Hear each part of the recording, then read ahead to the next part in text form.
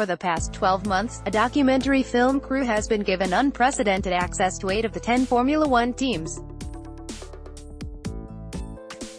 They have interviewed drivers in their homes and hotel rooms for a new 10-part series charting the 2018 season.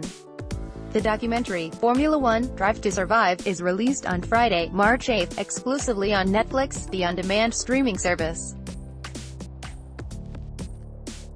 Netflix releases all of its episodes in one hit, so there is no waiting a week for the next part. Each episode varies in length from 26 to 40 minutes, totaling 5.7 hours. Its release has been timed as a precursor to the new F1 season, and it doesn't disappoint.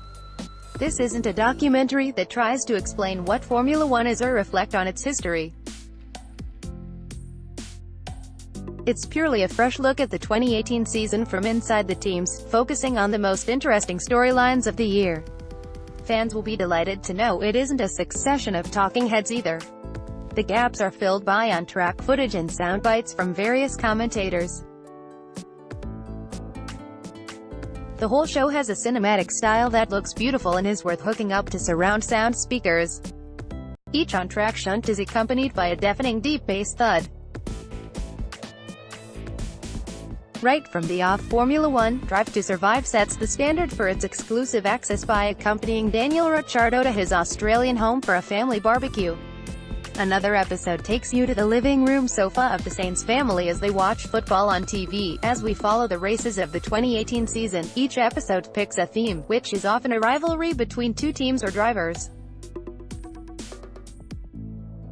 The one pitching Red Bull against Renault is a highlight, as are the prickly conversations between team bosses Christian Horner and Cyril Abiteboul. Without giving too many spoilers away, F1 fans will love the access and the remarkable revelations.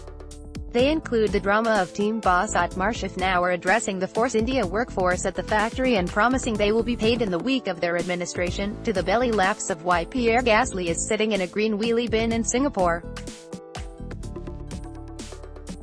It's definitely a series which shows aspects the PR personnel of the teams would not have wanted you to see, which makes it even more fun to watch. But be warned, there are a lot of expletives. None of the Drive Us in car radio has been censored, which gives a gritty edge that is often lost on a Sunday afternoon. One of the surprising stars of the documentary is Haas F1 boss Gunther Steiner and his no-nonsense, sweary tirades. We see him on the phone apologizing to team owner Gene Haas about the double pit stop error in Australia. "We would have looked like rock stars, but now we look like wankers," he says. And his anger at Romain Grosjean's qualifying error at Paul Ricard is extraordinary. Kudos for Haas for allowing the footage to remain in the final edit. "I don't know how long I can go on living like this," says Steiner.